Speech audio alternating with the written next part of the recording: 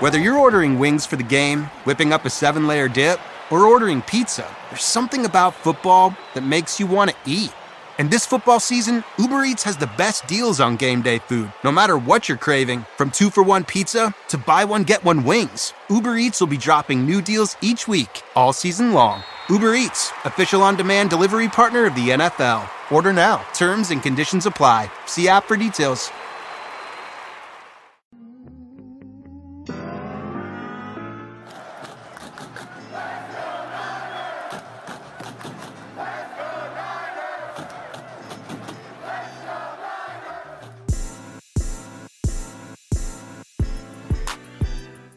Welcome into 49ers Access. My name is Sterling Bennett, and we got some pretty interesting news out of Santa Clara Niners HQ today, as the San Francisco 49ers have announced they completed interviews with former defensive coordinator and former Jets head coach Robert Saleh for their vacant defensive coordinator position.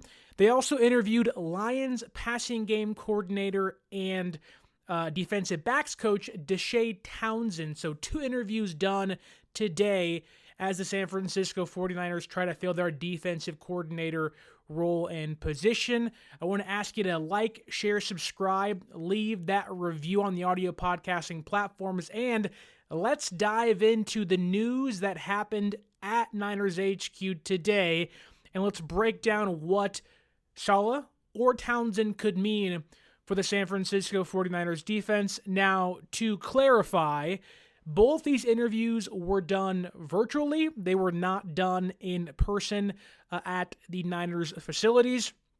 It also means, because both Saleh and Townsend are minorities, that the Niners have satisfied the Rooney Rule requirement. I don't think they really care about that in regards to having to find a minority to fill that role, but that's done. It's out of the way, and it seems like, if you believe the reports already out there via Josina Anderson, the San Francisco 49ers want to bring back Robert Saleh as their defensive coordinator in 2025.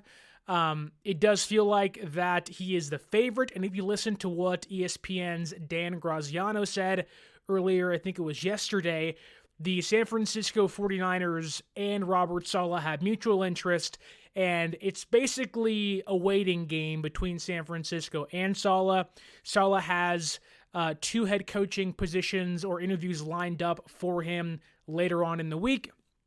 He'll interview with the Jacksonville Jaguars, I believe, today, and then he'll interview with the Las Vegas Raiders, I think, in the next week or so for their vacant head coach position.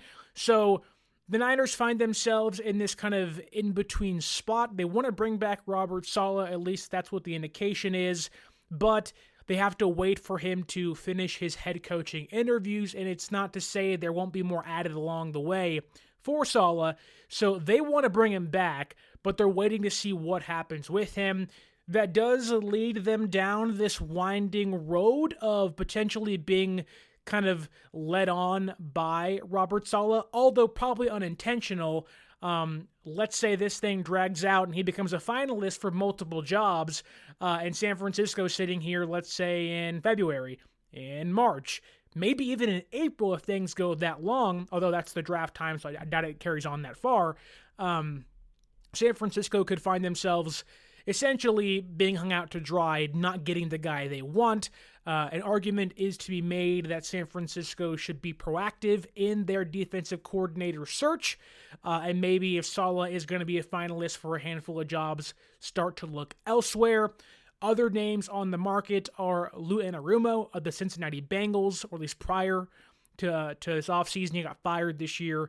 There is Brandon Staley, who's already in-house. They can look towards Dennis Allen, former Saints head coach, Gus Bradley, former Colts defensive coordinator, and obviously Saleh, Jeff Ulbrich, and Deshea Townsend today. But the overwhelming consensus from fans seems to be everybody wants Robert Saleh back. Everybody believes that Saleh can fix the San Francisco 49ers defense, but we also have some comments here in the YouTube chat saying, by Niner Media, first off, what's going on? Second off, he says, I don't want Saleh if we're going to lose him after 1 to 2 seasons. That seems to be the overwhelming, I guess you can say, like the one knock on Robert Saleh is that, okay, you sign him to a new contract, bring him back to San Francisco, but in a year or two, he'll be gone. In a year or two, if he's already getting head coaching opportunities or interviews this year, this offseason, what's to make him stay after 2025? If you're the San Francisco 49ers, maybe you value the longevity or the having someone in-house for a couple of years before losing them inevitably once again. I think for San Francisco, the last 2 years they fired Steve Wilkes and they demoted Nick Sorensen. You want to have continuity.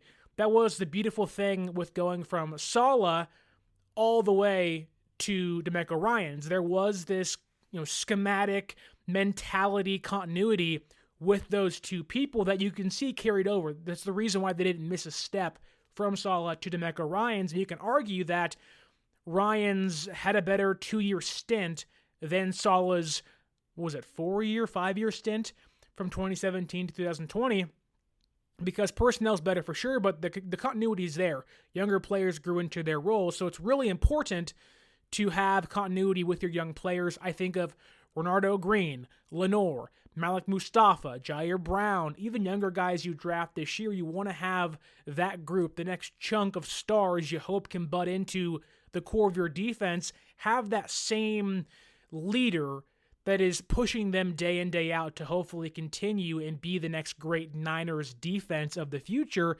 The last thing you want is to have a guy come in after already having two previous guys come in and be one and done or two and done. You want to have someone in there for the next 4 or 5 seasons, hopefully, fingers crossed, maybe even longer if you can make that happen. That's why I think the Niners have to play this very smartly.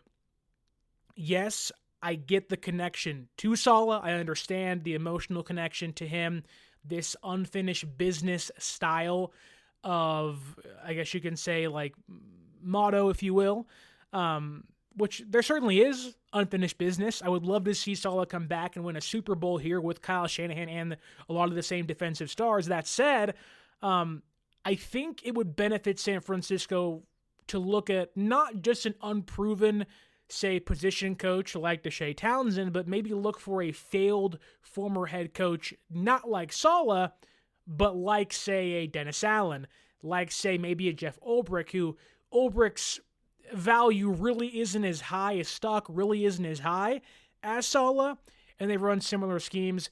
They can even look for maybe this, like, only defensive coordinator like Lou Anarumo or Matt Eberflus, who failed elsewhere, but their defenses were really strong as head coaches. And in Anarumo's case, him getting canned from the Cincinnati Bengals this past year, I think it might help them to kind of get this, like, overwhelming mastermind of defense play caller compared to having a person like Saleh come in that may be here for 1 to 2 seasons, but doesn't view the Bay as a long-term destination for their career. That said, a lot to like from the idea of bringing Saleh back to the Bay. If you look at what happened last year with Nick Sorensen, you saw a drastic fall off from 2023, and even then, 2023 really didn't see the heights that the Saleh/Ryans regime or tenures gave the Niners defense. But this past year under Sorensen, the San Francisco 49ers saw their sack total and takeaways drop by double-digit points. They also gave up nearly 125 rushing yards per game. If you think back to what Saleh did with the Niners, they never gave up over 116 yards per game. That's despite being in a 2-year rebuild in 2017-2018 and shockingly exploding into a juggernaut in 2019. And even then, the terrible 2020 season, the defense still performed extremely well against the run. So I know Saleh's defense, cover 3 wide 9, 4-3 style, usually doesn't fare well against the run schematically, but history would prove otherwise, that Saleh would be a drastic improvement from Nick Sorensen in what the Niners saw last year from their defense. But let's be honest here. We all know who Robert Saleh is. We all love Robert Saleh. One other problem may arise is money. I'm not exactly sure how much they're willing to pay Saleh. Usually you don't get head coaches or coordinators' salaries revealed, which is fine. I wouldn't want you to know my salary either.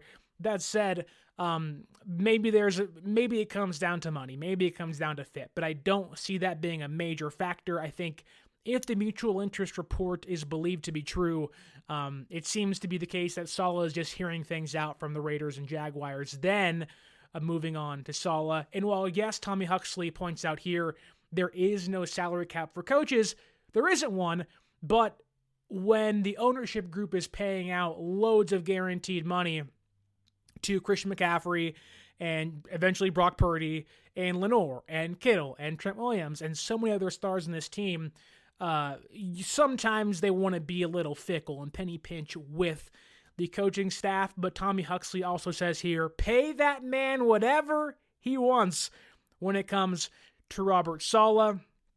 I do want to transition, though, into Deshea Townsend. Not many people know who he is. In fact, there was no reports prior to today stating they were bringing in another person to interview. The only connective tissue we've seen to maybe an outside person was Robert Saleh, and even on the inside, it was just Brandon Staley, who seems to be getting a courtesy interview from Kyle Shanahan, which, in regards to Brandon Staley, I don't want to say this. I don't want it to become, go into the ether and become reality, but I would not be shocked to hear that Staley, at the end of the day, becomes a finalist for a job in San Francisco, but I don't think he'd be the best person for that. People often forget, though, and kind of look past his 2020 with the Rams because they go, he was terrible with the Chargers. That I will say, sometimes the best failed head coaches are the greatest defensive coordinators. Spagnuolo, Robert Saleh, Matt Eberflus, Dennis Allen. That said, I don't love what Staley has done, but even then, if the only role he filled this year was the assistant defensive coordinator and the kind of nickelbacks coach, which is what he was said to be kind of targeting and focused on during the preseason and training camp, they got a lot of production from their secondary this year, not in regards to takeaways, but Renardo Green was awesome. Lenore was incredible. I know there was a lack of production from Charvarius Ward. I'll kind of chalk that up to off-the-field issues. But even then, Isaac Yiadom, he wasn't great. He also wasn't very good, but he wasn't, piss poor.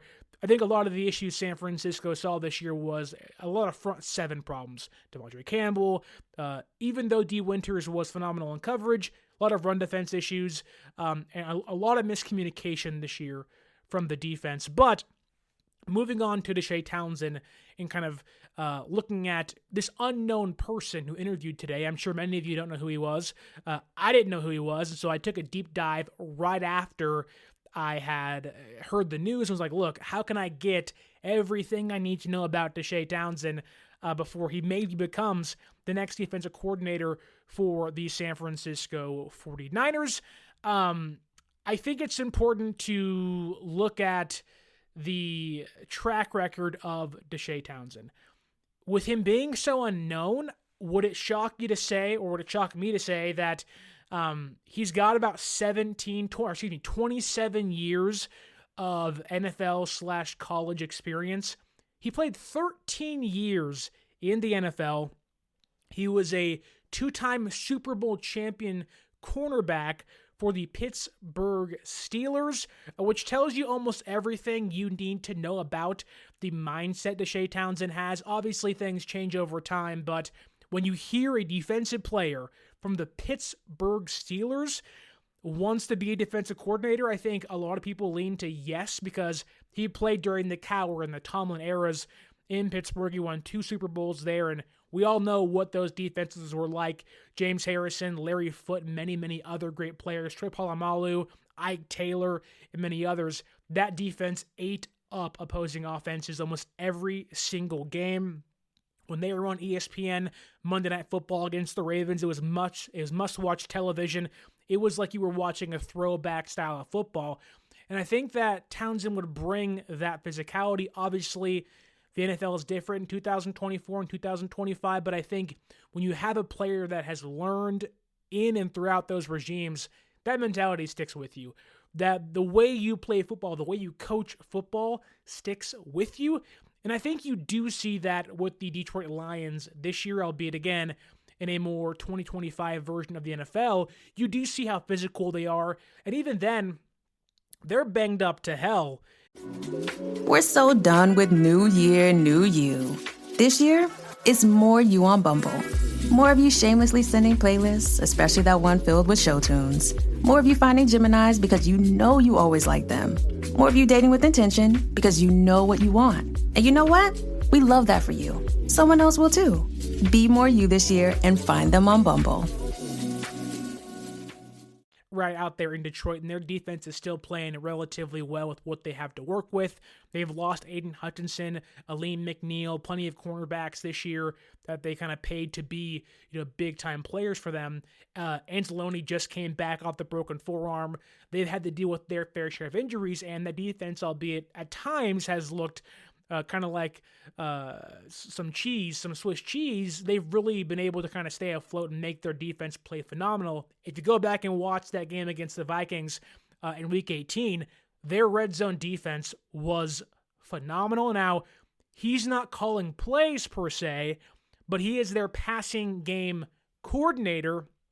And when you look at what Deshea Townsend has done this year as the Lions passing game coordinator, the Lions lead the NFL. They are the top defense in football when it comes to allowing a passer rating. The passer rating allowed this year is 82. And they have the fourth best defensive DVOA in football against the pass. So what he's been able to do is simply shut out opposing quarterbacks, maybe outside of Brock Purdy, who had 371 yards against them in week, 17? It's really been a great job by Deshea Townsend, what he's been able to do. And I think with the personnel San Francisco's hopefully bringing back in 2025 and maybe adding throughout the draft and free agency, there's a lot to like from a coordinator or defensive coach that we didn't know much about before today. There is more news in regards to him, though. A lot of people, and this goes back to what Kyle Shanahan had to say yesterday when it came to what he's looking for in his next defensive coordinator, and I quote, "I'm not saying you've got to change schemes, but you have to have the ability, the history, and the knowledge of how to change some stuff up when you're in some certain situations," and I think that we do need more of that going forward. That was not exactly, we got to go to a cover one scheme or a more man coverage heavy scheme. It's more so about Shanahan saying, look, opposing offenses may have caught on to what we're doing defensively. The scheme still works, but how do we change in critical situations on crucial third downs in the red zone? What can we do differently to help us and separate us from the rest of the pack? And I think you talk about the zigging and zagging of the Niners in the past couple years. Hiring Deshea Townsend would be a complete and utter zag compared to a zig that the Niners, I think, maybe could or should do. Now, I would not pick Deshea Townsend to be my defensive coordinator amongst the other candidates out there, but I do think when you look at what he's done this year with the Lions, they led the league in man coverage rate this season. I think you can trust Renardo Green and Lenore to play man coverage, but that would mean getting and trusting your safeties, getting better coverage, nickelbacks, and the third cornerback has to become better as well. Townsend also held the defensive backs and passing game coordinator role for the Jacksonville Jaguars the last 2 years, in 2023 and 2022. And even then, they were the fourth in man coverage rate that year. And this year with the Lions rate 8th in the NFL when it comes to blitzing on passing downs. So not to say it screams Steve Spagnuolo, because we have no idea what Townsend would look like as a play caller, but you can tell that Townsend does kind of get that mentality of, I don't mind playing man coverage. I want to blitz you. I want to make sure your quarterback can feel the pressure coming from every which direction, whether it is defensive backs, linebackers. I want to make them feel the presence and pressure of our defense. day in and day out. And again, when you look at where he's played with the Pittsburgh Steelers, that screams a Bill Cowher defense, and also where he's played or where he's coached in previous tenures. I think the Niners, it would benefit them this year to get a seasoned defensive coordinator. Sometimes young guys are great, they're flashy, they can do new things, and it's never bad to have this like upstart, look at this like young protege that has this great mind, and we're seeing so much of that on the offensive side of things in recent years. I do think we have seen that these grizzled, veteran, seasoned defensive coordinators can kind of offset and kind of stymie and limit and frustrate a lot of these like up-and-coming geniuses, Bobby Slowick, LaFleur, Shanahan, McVay, many others, of course, across the league. But I think you're seeing that these defensive coordinators that have lived through and played through almost every single other scheme in football do have the ability to frustrate many great offensive minds in football. And when you look at where Townsend has coached in his career, so he's played 13 years in the NFL. After he retired, he's been coaching the last 14 years. He coached with the Arizona Cardinals, went to Mississippi State, Tennessee Titans, New York Giants, Chicago Bears, Jacksonville Jaguars, and now the Detroit Lions. That is 6 different NFL destinations and a college destination as well. Tommy Huxley says here in the YouTube chat, Brian Flores is going to take McVay to the woodshed. Brian Flores took Kyle Shanahan to the woodshed. Mike McDonald took almost every single Shanahan-like scheme last year to the woodshed. And obviously, things are different this year, but there's a reason to believe that hiring someone of the ilk or the lineage that Townsend possesses would actually benefit San Francisco more than, say, hiring a Robert Saleh. And it's not to say that I don't like Saleh. It isn't to say that I'm not, I'm not against hiring Robert Saleh. I want to get that out there. I like Bobby Saleh. How do you not? But I do think San Francisco should be looking for something different. I think that hiring Saleh, which would still be a great move, may be a little too safe for the San Francisco 49ers. I think that hiring Steve Wilks was kind of the first inkling of I want to do something different from Kyle, but you can tell it frustrated him so much. He was like making a decision, but wasn't really bought in totally with it. And there were so many great things that Wilks did, but ultimately there were too many critical issues they had on defense. Whereas Sorensen was the fallback, safe option. It was like, what are we doing here? You missed on Belichick. You didn't get Ulbrich, and really became your third choice. And they even tried to get Steve Spagnuolo last year. That to me screams, if you wanted Belichick and Spagnuolo last year, why shouldn't that same, I guess you could say, desire carry over in 2025? There's a reason they fired Nick Sorensen. Yes, there were obviously some issues they had on third downs and on fourth downs and in the red zone, but with what Kyle said, there's a reason why they demoted Nick Sorensen and didn't fire him. There's also a reason as to why they felt this was the best opportunity they had to improve their defense via the defensive coordinator spot. There's so many great minds out there on the open market, and I don't want fans to hyperfixate on, you got to get Robert Saleh. If they don't get Robert Saleh, I can't believe this. Okay, fine. You can have your guy. I'm not saying don't. I have my favorite guy. I'll reveal him later this week. That said, I think it's really important to understand there are so many great defensive minds out there. I've already mentioned a lot of them. Matt Eberflus, I think, is an under-the-radar guy they can go pick up. The Bears fired him. Their defense tanked. Anarumo from the Bengals, albeit wouldn't be my favorite choice. I think what he's been able to do in Cincinnati the previous couple of seasons was astonishing. He remade that entire defense and was a massive reason as to why they went to the Super Bowl in 2021, which should have been Niners versus Bengals, and you would have seen him up close and personal out there in LA at SoFi. There also is people like Dennis Allen, who I get he has ties to the Bay and the Raiders when they were in Oakland, and there seems to be this he was a failed head coach, he must suck. It's not true. Really not true. I think San Francisco, mainly Kyle Shanahan, and maybe even John Lynch, feel the need to find a guy that can be here for a handful of seasons, a guy that has seen and done everything in the book, and also can be trusted to be able to schematically go toe-to-toe with these so many great offenses currently in the NFL. You have to face McVay every single year. You're going to have to face whoever the Seattle Seahawks find as their next OC. The Cardinals are not a great team, but their offense can give San Francisco fits.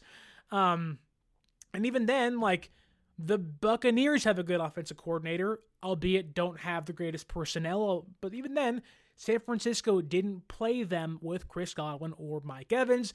You have to go against Josh Allen, Lamar Jackson, Joe Burrow, Patrick Mahomes. If you want to win a Super Bowl, I get it. You got to have a great offense to get there. But when it comes down to winning, I know that great quarterbacks usually win, but you really just have to have a great defense that can be great on third downs, that can be great in the red zone. And that was the exact opposite San Francisco had this year. And obviously this year was not going to go their way with a great defense or not, but I think San Francisco has witnessed Steve Spagnuolo just stymie their offense multiple times, give them fits. That's why I think you have to go out and find somebody not like Robert Saleh. Not to say that Saleh couldn't be successful. He's better than Nick Sorensen, but I do think even then there's better options out there. But I know many of you out there really want Robert Saleh. I cannot tell you how many people have been in my mentions on Twitter, on Threads, on Instagram, every single article I write for theheavy.com talking about Robert Saleh does bonker numbers because every Niner fan, most Niner fans, want Robert Saleh back. It is this emotional attachment to him and obviously success. When you see the success he's had in San Francisco, in New York when he was there as a head coach, it's hard not to want that back. I just really don't want fans to be it's Saleh or nothing. It's not true. I think we have to be more open to other people. We have to be more open to, like Tommy Huxley says here, Eberflus is a great defensive coordinator. I'll take him over Ulbrich. And I think a lot of Niner fans, and maybe I'm wrong here, so in the comments, correct me if I am wrong, it seems like there is this Robert Saleh or bust mentality, and it feels like if they don't get Saleh, people will be mad and frustrated, but then it turns to Ulbrich. You have to get Ulbrich next. It feels like those two jet guys the Niners have been tied to for a handful of years and even had here in previous times. It's one of those two guys or nobody else, and it's I don't even think Ulbrich would be the best option here. I think a lot of the context gets lost with Ulbrich and Saleh with the Jets. Don't forget, and this is not diminishing anything either one of them did, but Ulbrich has been calling defensive plays for the Jets since 2021. He's been doing it for a long time, and people look at the numbers. When Saleh got fired, the defense fell apart. Yeah, it did, because Ulbrich then had to stop calling defensive plays. There was a massive problem, with the Jets last year. Their owner was using Madden ratings to go get players and make trades, so that's kind of all you got to say about that. But I want to ask you, do you want to sign or hire Robert Saleh? Is that the one guy of the people out there that you can sign or hire on the open market? Which defensive coordinator do you want? It kind of feels like that a lot of fans just want Saleh, whereas it's we don't even care about Dennis Allen or Eberflus or Gus Bradley, if you will. It feels like everybody just wants Saleh and nobody else. I also think that what Saleh has done with the Jets. It can't be erased, but I do think that many people get blinded by what he's done with the Jets. Looking at my notes here, is it worth really going back to a 4-3 defense with a cover 3 secondary, playing mainly zone? Like so many Niner fans have been clamoring for something different. Now, that usually means offensively. That usually means firing Kyle Shanahan or just making different decisions. But for the fans that have been saying, I want something different, it seems to be that same group saying, go get Robert Saleh, which would be the exact opposite of different. It'd be the exact same thing. And it seems like San Francisco is okay doing that, but I just trying to make sense of where do we sit as a fan base? Where does the organization currently stand when it comes to, do you want to zig while somebody else zags, or do you want to kind of get back to where you were, the basics, if you will? Because if anything, you go from Steve Wilkes to Nick Sorensen, that's the back to basics move. It's the fallback option, get back to who you were. Then it's we fire or we demote Sorensen, and let's go get Saleh, who will run almost the exact same system as Sorensen, but is a better defensive mind, a better play caller. Is that okay with you? Or do you want this team to go out there and do something entirely different? Because you can't have it both ways. You either got to do something very different or stick to the same thing, which we've seen in previous years have very consistent results, but not giving San Francisco the result they've been wanting the entire time. Looking at the rest, I guess you can say, of the remaining options for defensive coordinator, what would make you say no to somebody like Lou Anarumo, the former Bengals defensive coordinator, who's an ultimate top-tier game planner, but he doesn't run this 4-3 scheme. He does something very different. Obviously, there's fears of how do your players fit into that, but he runs a 4-2 scheme, not a 4-3 scheme. He runs with a nickel-based package 90% of the time, it feels like. But if he can put your guys in the right place at the right time, make the right play call here or there, is that better, or do you just want the feels of Robert Saleh back in San Francisco? Round 2, baby, here we go. It kind of feels like people want the latter. Or say a player, or not a player, but a coach like Matt Eberflus, who doesn't mind running cover 3, but also wants to do cover 2, wants to go zone, wants to go man, will do all these different things. If it's me, I want somebody that can do anything to stop the opponent. And at times, while Saleh has been an incredible defensive play caller, a great coordinator, it does feel like that there have been some issues. Don't forget, Saleh and his defense, for as great as it was, and it doesn't just go for his defense, but a lot of defenses too, it had a really hard time stopping mobile quarterbacks. Now, the NFL obviously adapts and whatnot, but I'd rather have a defensive coordinator that is calling plays, that's a top-tier game planner, that I believe can go toe-to-toe, can match up, and then can make my defense play whatever the game dictates. That is what makes the Chiefs so great. Steve Spagnuolo is not afraid to play 4-man fronts, 6-man fronts, 3-man fronts, and play 4-2, play 4-3, play 3-4. He'll do all these things and then also play man coverage. He'll utilize the blitz. He'll use defensive back splits. He'll drop a safety. He'll do all these different things. And it almost makes beating that defense impossible because they're giving you so many different looks. They have misdirections. They can mask and disguise their blitzes. There's so many things that Steve Spagnuolo does and Brian Flores has done with the Vikings this year that that makes it so tough for offenses to really get momentum. Go watch the Niners play the Vikings this past year. I wouldn't put a lot of the blame on Brock Purdy, but some of it certainly has to be there. The way Brian Flores put Brock Purdy in the spin cycle, he had no idea where the pressure was coming from this year.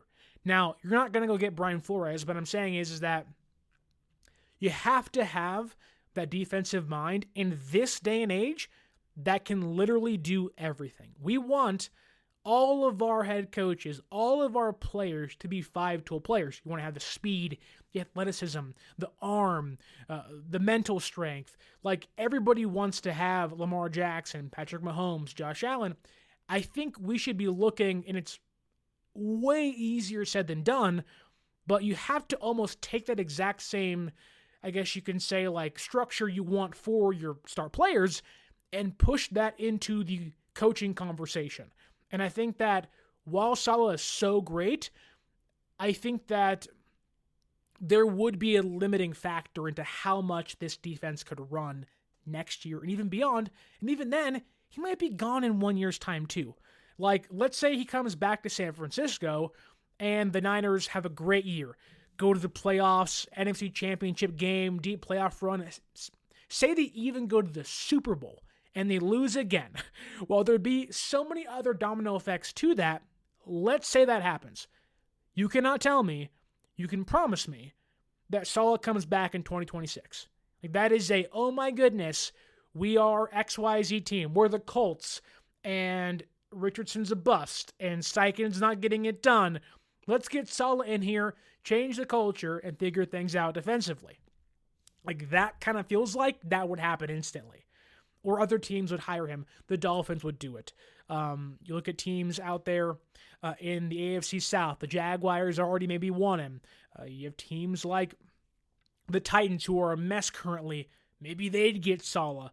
Want this like leader of men style of coach. So there is kind of that mentality, or there is that possibility, But even then, one of the biggest things I can praise Robert Saleh for, and it has absolutely nothing to do with his play calling, nothing to do with, the way he schemes up games. I think a lot of people love the optics that signing Robert Saleh brings.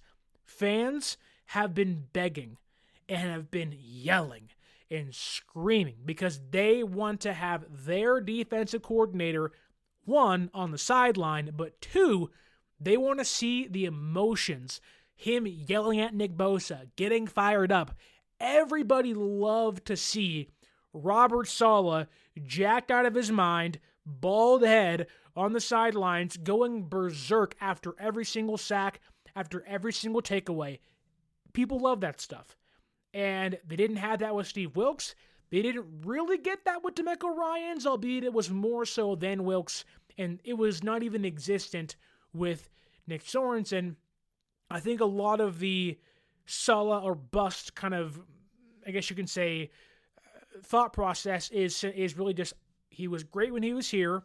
There's an emotional attachment to him, and what he exudes through that television screen is infectious. You'd kind of get this, I guess you can say, the energy back on defense where certain players bring it. Greenlaw brings it, Warner brings it, but you'd get that from Bosa again. You get that from Hufanga if he comes back next year, and you get younger players like Jair Brown, Mustafa, Green, Lenore, all those guys pumped up, ready to go, which I don't know how much it actually impacts the game itself, but I think a lot of people want to see that through the screen when they're watching on Fox on Sundays or on ESPN on Mondays or even Amazon Prime. When you're falling asleep listening to Al Michaels and Kirk Herbstreit almost mess up every single name, they cut the Saleh screaming. You're like, oh, here we go, we're alive, right? I think people want to see that, and people want to feel that. People love the connection Saleh brings to the defense, which I can't say I don't either. I love that stuff. I just think that the rah-rah stuff can be a little overrated. I'd rather have the results, and Saleh certainly brings both of them, but I do think there's avenues to a better result with a little less, I don't want to call it cheerleading, but a little less yelling and screaming, if you will, on the sideline. But again, all that to say, I really love Robert Saleh. If they sign him and they hire him back, awesome, cool. Would I go elsewhere? Yes, I certainly have my choice, but even then, I could also be wrong, and they can be holding a Lombardi trophy after next season. But I don't know. We're all sitting here kind of waiting. But tell me down below in the comments, what do you make of this team interviewing Robert Saleh and Deshea Townsend? Would you want this team? Are you on the bandwagon, on the train, saying Saleh or bust this year? Or are you intrigued by a coach like Deshea Townsend, current Lions passing game coordinator and defensive backs coach who has a plethora of knowledge, 27 years playing and coaching combined, multiple stops, brings that Pittsburgh Steeler kind of defense. He likes to blitz, and they have been phenomenal out there in the Motor City at stopping opposing quarterbacks this year. The lowest passer rating allowed at 82 against opposing quarterbacks, and the fourth best DVOA against passing offenses with the Lions this year. Who would you want? Who would you like? And yes, Tommy, I get it. Townsend's never called plays. I totally get that. I would not hire him, but I do think there is some intriguement. Is that a word, intriguement? Whatever. There is some intriguing things to like from Deshea Townsend, but tell me who your choice for defensive coordinator would be down below. Also, stay tuned. Later this week, hint, hint, probably on Saturday morning, come right back here. I'll be giving you my top 7 picks for the defensive coordinator job, and I'll reveal my number 1 choice, my pick to be the San Francisco 49ers' next defensive coordinator in 2025 and hopefully beyond, that can maybe push this team past and into the Super Bowl. You're going to guess Robert Saleh? I don't know about that. You'll have to come back here, Tommy, and see this Saturday. I want to thank Tommy Huxley, Papa J, Bobo, Tribe, 49er Media, and many more you hear on the YouTube chat. If you're listening and watching later, again, comment down below who your choice would be for the San Francisco 49ers' next defensive coordinator in 2025. And tell me down below, are you intrigued by Deshaun Watson potential hiring next season? We'll see how it goes. Kawachipto says here, they aren't going to hire you as defensive coordinator. Come on now, Sterling.